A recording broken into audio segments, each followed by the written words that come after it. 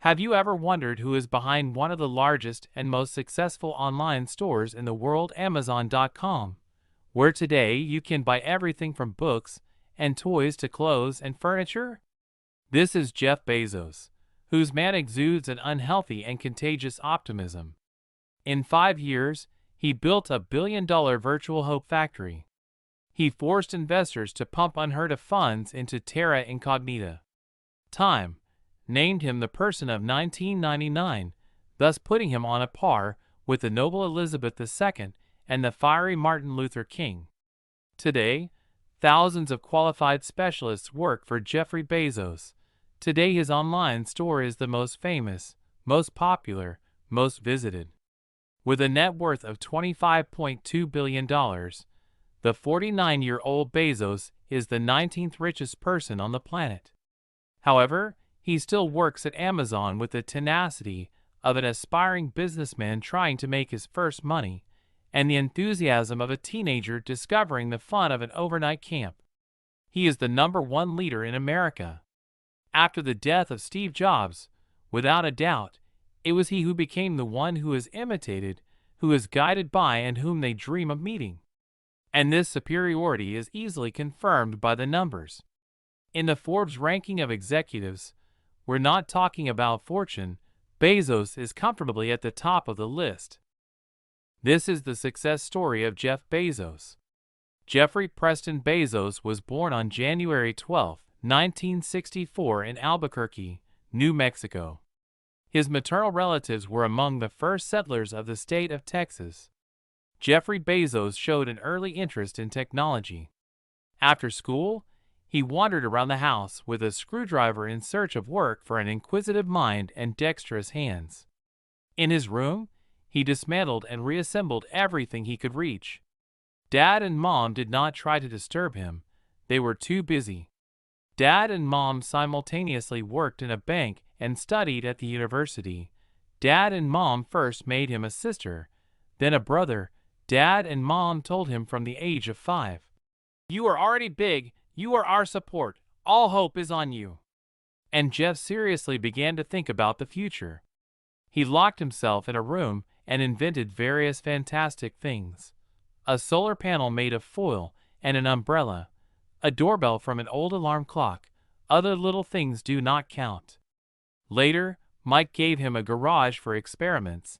It seems that all Americans prefer to invent in sheds that stank of gasoline and rusty metal through and through. Every summer, Jeff went to the ranch and, together with his grandfather, brought some of his ideas to life. They improved the windmill, mini combine, Caterpillar tractor. Years passed. And one day, Jeff found himself standing on the threshold of the school and delivering a solemn speech in front of other graduates and their parents. He was rightfully awarded this honor. The young man not only successfully passed all the exams, in addition he did not drink, did not smoke, and was never seen in suspicious companies. A couple of months later, without much hassle, he entered Princeton University at the Department of Electronic Measuring Instruments and Informatics of the Faculty of Physics, which he successfully graduated in the 86th year with a red diploma and a distinction from the Phi Beta Kappa Academic Society. G. Bezos' stay at the university was overshadowed by a rather unexpected discovery. It turned out that the world is full of guys who understand the laws of physics much better than him.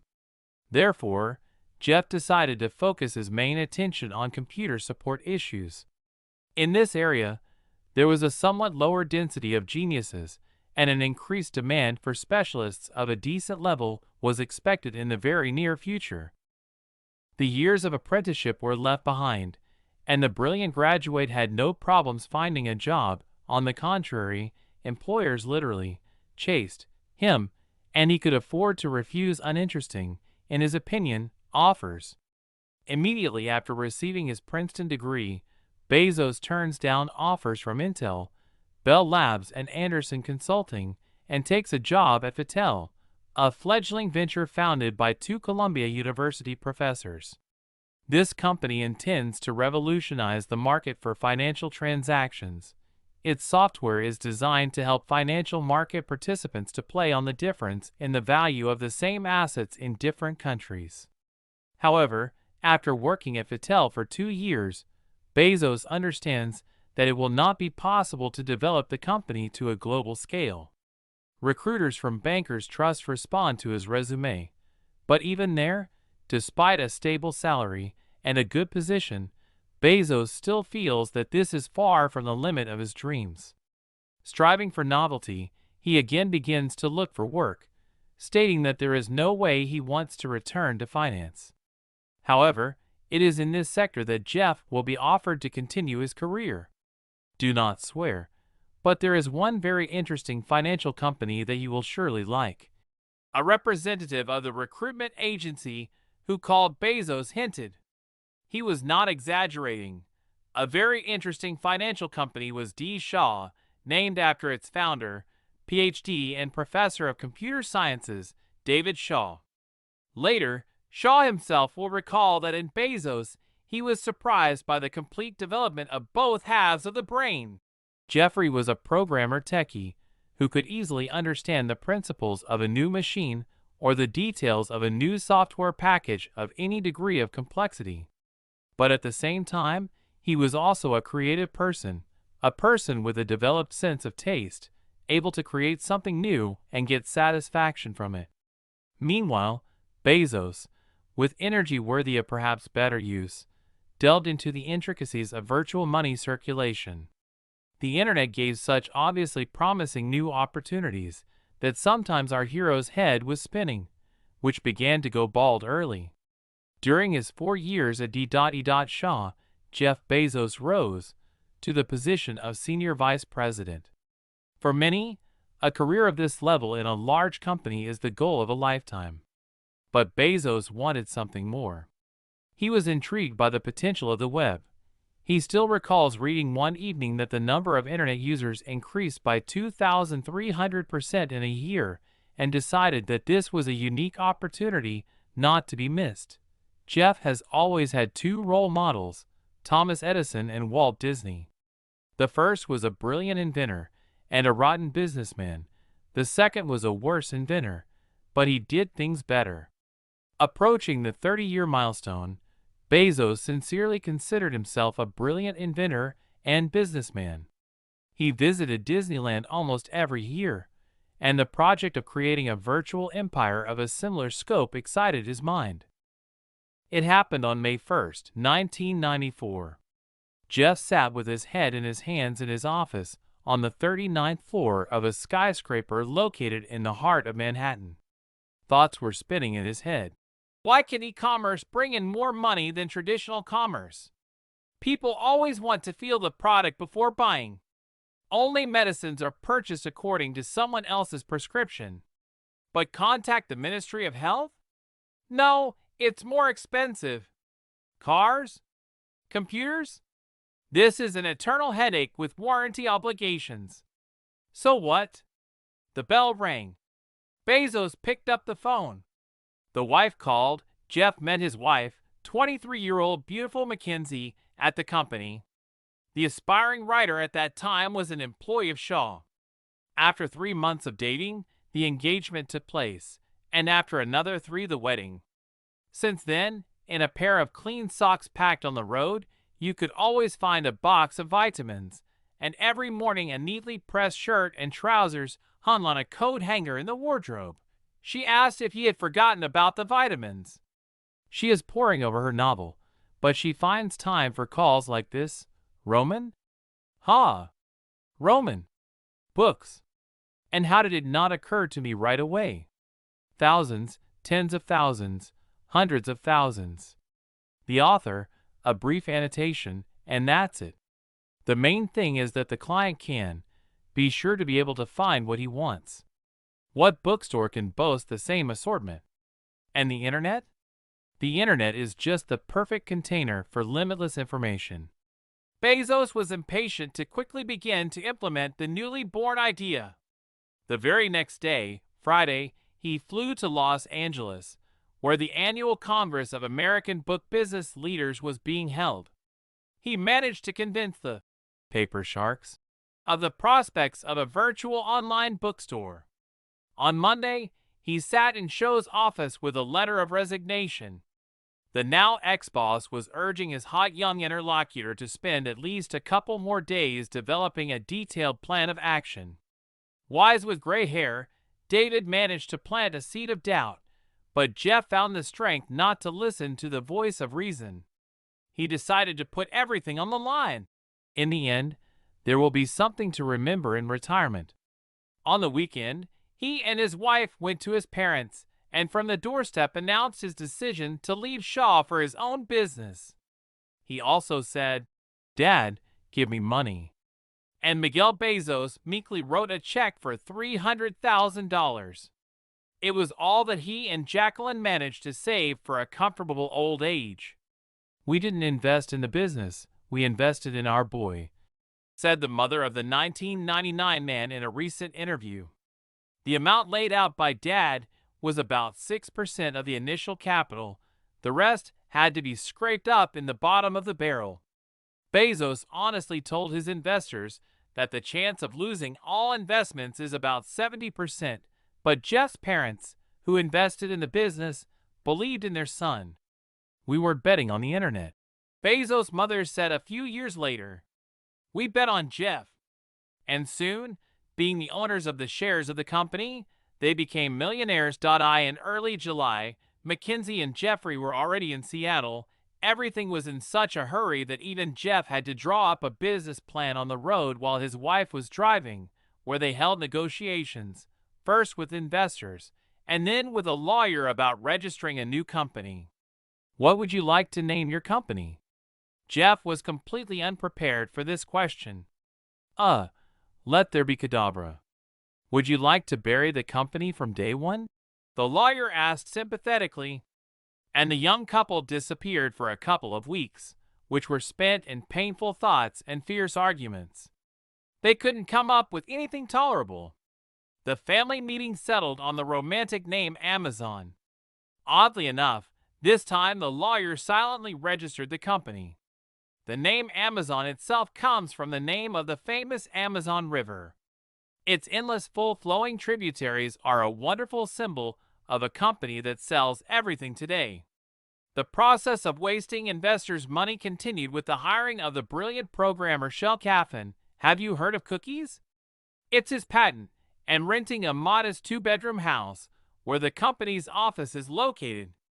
The garage also came in handy, into which they managed to shove 3 desktops made by Bezos with his own hand from 3 wooden doors and construction rubbish scattered around the backyard in a lot, and hoist 3 computers on them.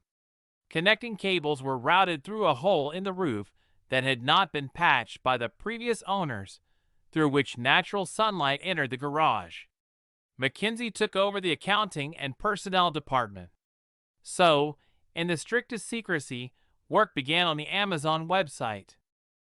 When the prototype site was up and running, Jeff asked 300 of his friends and acquaintances to test the project. The check went well. The system worked perfectly on all platforms. And on July 16, 1995, Bezos opened the site to the world, asking all his friends to spread the word wherever they could. For 30 days, Amazon.com ran without press advertising. And just a month after opening, the Amazon.com online store already shipped goods throughout the United States and more than 40 other countries around the world. By September, the store was selling $20,000 a week. Continuing to improve the site, Jeffrey Bezos and his team introduced the previously non-existent concepts of one-click shopping, purchase with one click, customer reviews, and email order verification, order confirmation by email. The rise of Amazon began with the rise of numerous startups that, for the most part, never survived the collapse of the dot-com. Dot-com is a term applied to companies whose business model is entirely based on working within the internet. It is worth noting that in the strategy of Bezos' company there was immediately one important difference that seriously separated his company from numerous internet startups. He understood how he would earn money and counted on a long-term perspective and not rapid growth. It's no surprise that Amazon survived the dot-com crash. We firmly believe that the best way to build a brand is through the highest level of service. Customers discover who we are as they interact with us. A brand for a company is like a reputation for a person. Like other internet companies, Amazon grew very quickly. This caused quite conflicting reviews in the press dedicated to the company. Someone wrote about the genius of Jeff Bezos, and someone argued that Amazon would fall as quickly as it grows. Skeptics expressed serious doubts that a newcomer to the book market, and even working exclusively on the web, would not be able to maintain its position after the appearance on the internet of such representative market leaders as Barnes and Noble, Borders. But 2 years later, the market value of Amazon's shares and other assets was greater than the combined value of the shares of its two biggest competitors. No matter what we do, there is always competition, but I don't wake up in the morning thinking, who are the 3 companies that we want to beat? A business can reach a dead end if you focus not on customers, but on competitors. You need to determine what customers want and how to give it to them. At first, Bezos tried to increase market share as quickly as possible, putting everything he received into the business. Gradually, growth began to outpace even Jeff's bold plans, but despite this, he continued to uphold 6 core values: loyalty to the client, ownership, activity, the desire for action, frugality, high demands on applicants, and innovation. "We have everything revolves around the client," said the creator of Amazon.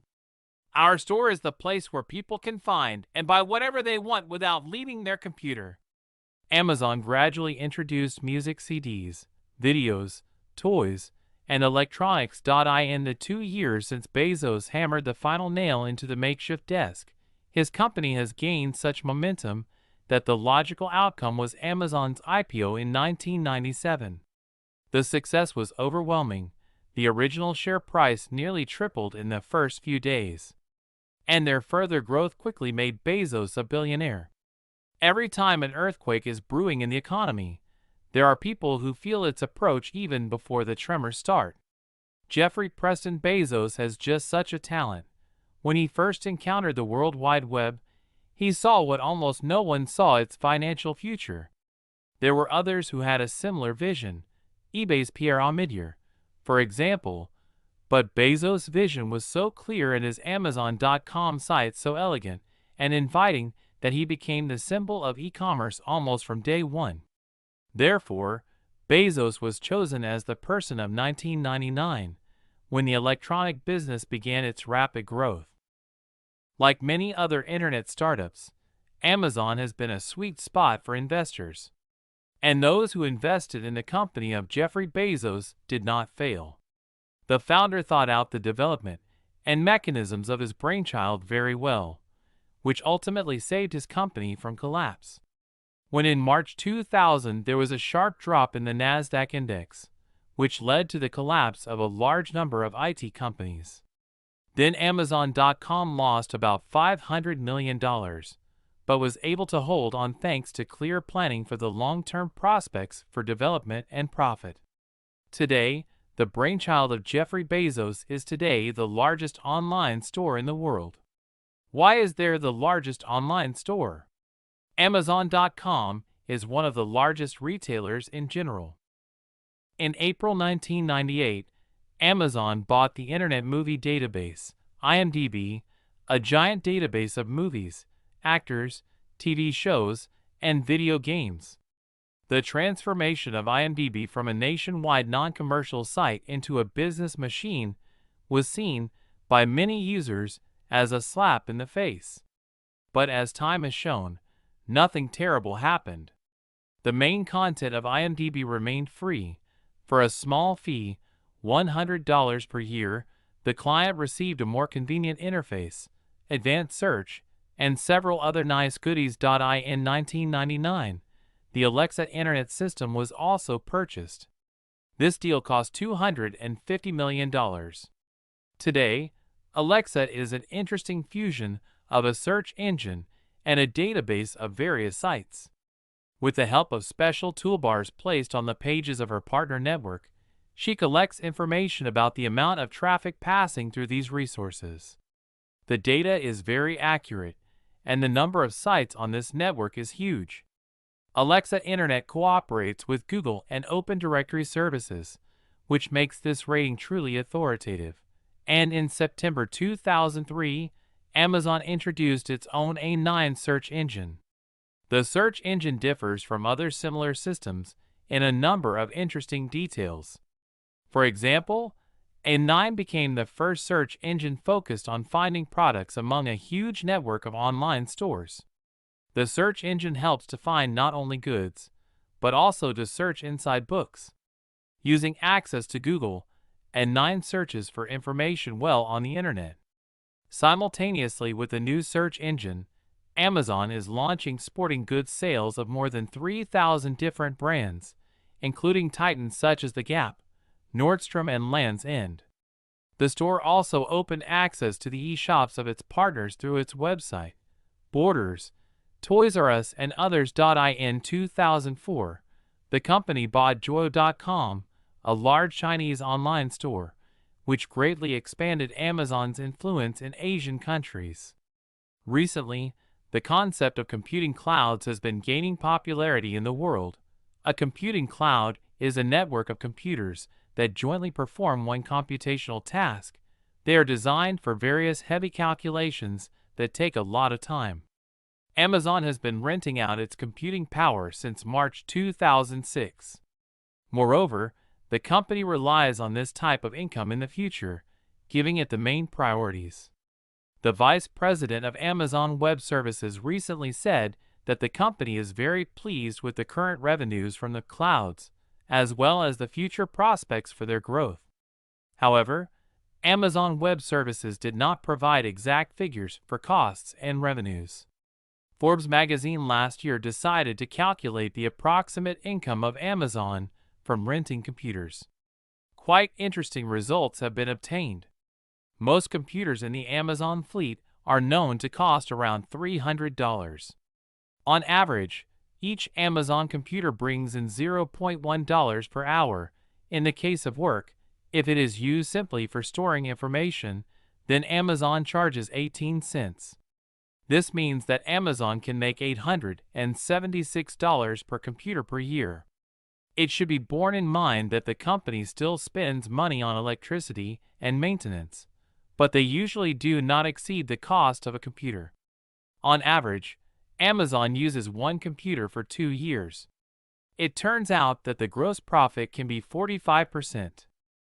How is the life of a billionaire and CEO of one of the most successful internet companies today?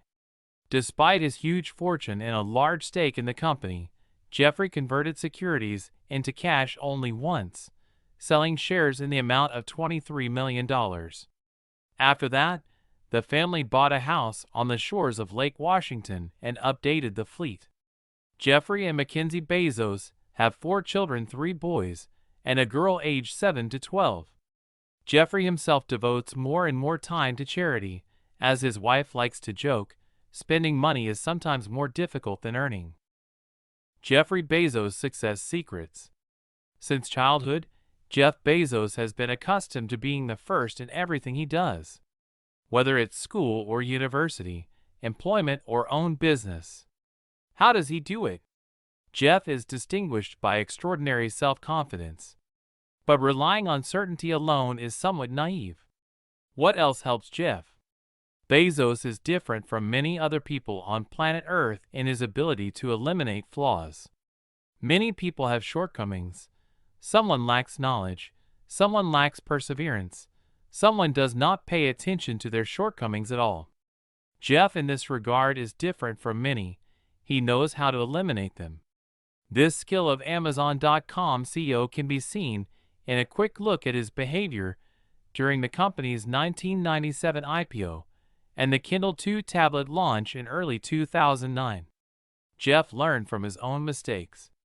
During the launch of the shares on the stock exchange, he was less convincing. It was one of his first public appearances.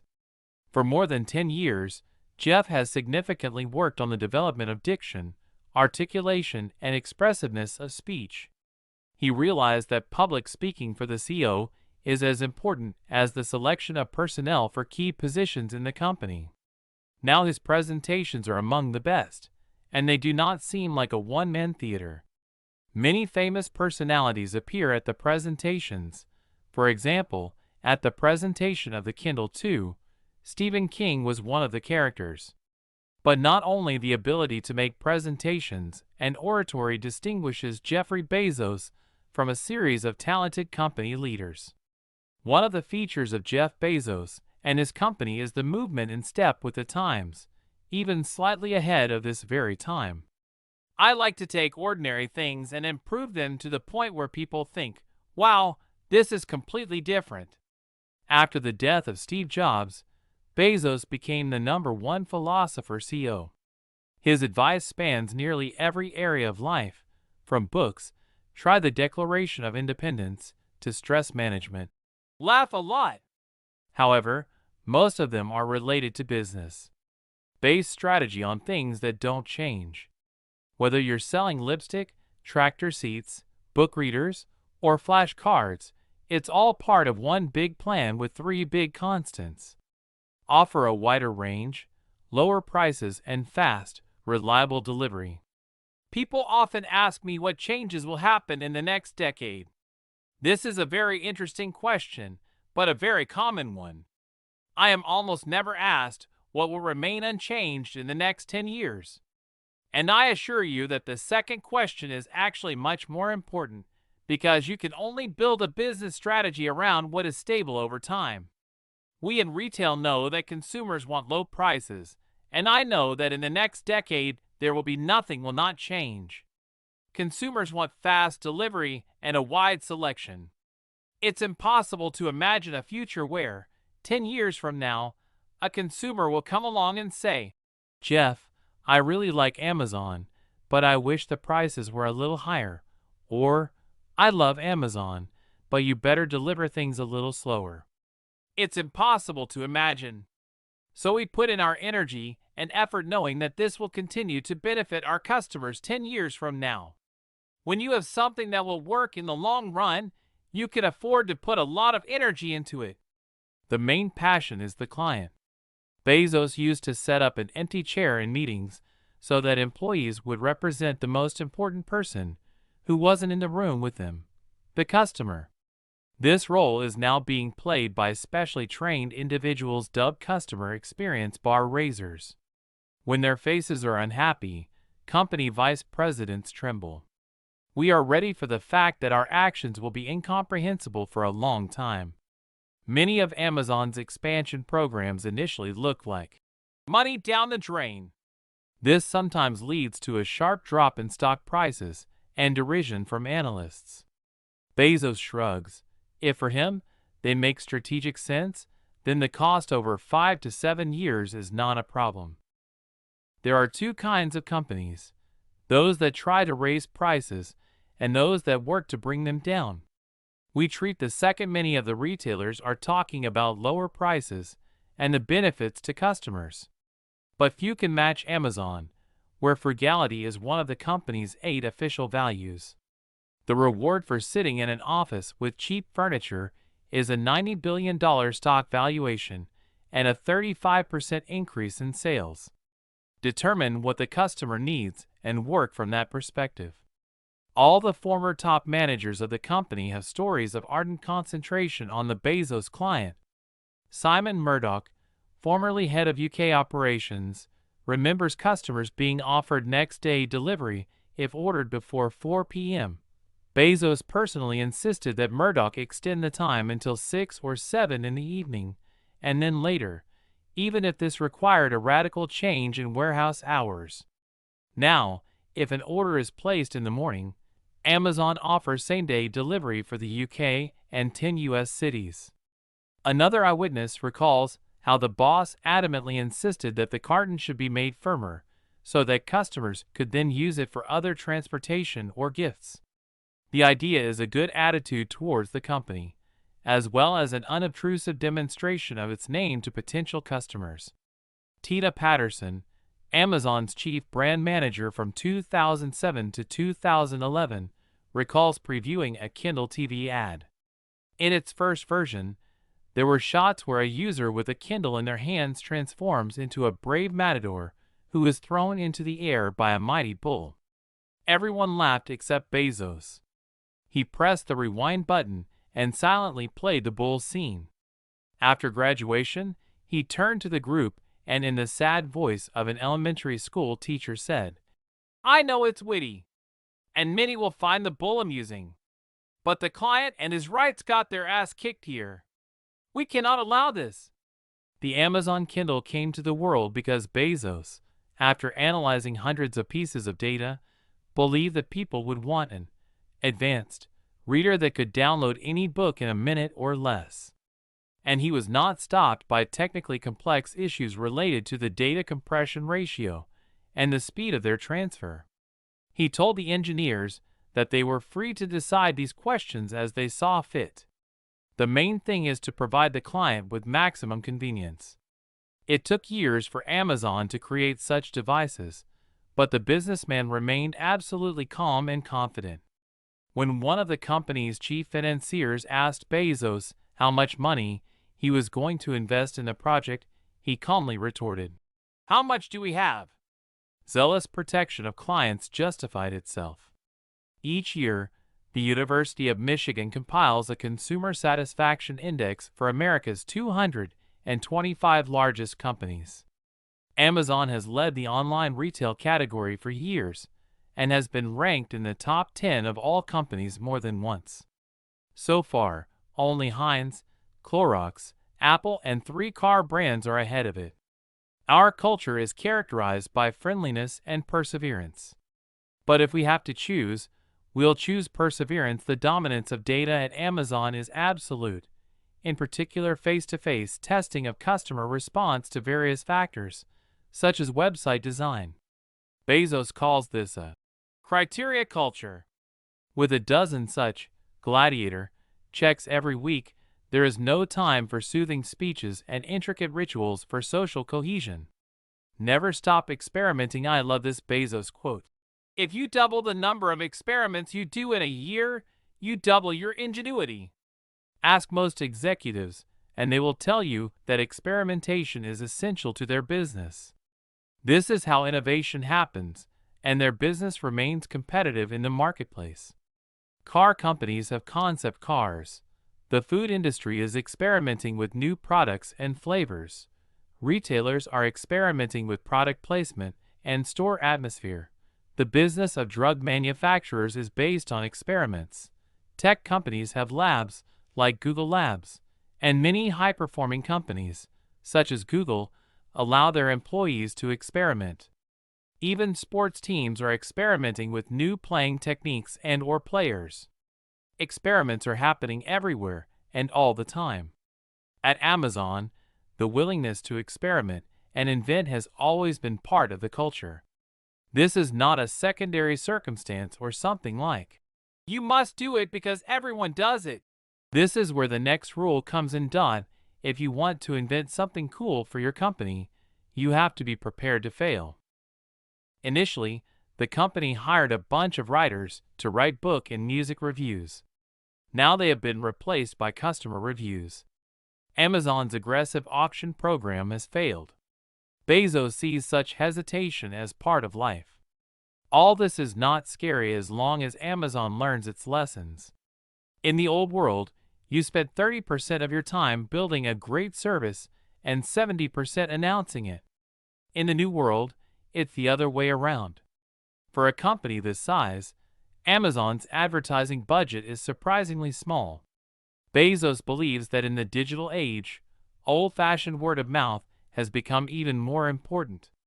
So he prefers discreet innovations that are guaranteed to get satisfied consumer reviews. You know, if you make a client unhappy, he will tell not 5, but 5,000 friends about it. Every employee should be able to work in a call center in an age where Twitter posts and blogs travel at the speed of light. Dissatisfied reviews can be truly devastating. At the behest of Bezos, thousands of managers, including himself, Devote 2 days a year to training on working in a call center. Result: humility and sympathetic attitude towards the client. Follow the 2-pizza rule. Bezos believes in the effectiveness of small autonomous groups. Perhaps from the time he ran a startup, he is a supporter of the 2-pizza rule, which states that the group must be so small that it can be fed with just 2 pizzas. Usually this is a team of 5 to 7 people.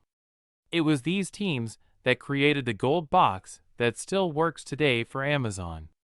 With the increase in teams, there is a tendency to reduce their effectiveness. Inefficiency reduces the effectiveness of the team and leads to losses. So keep teams small and see for yourself how it works. Now for the internet only, day 1.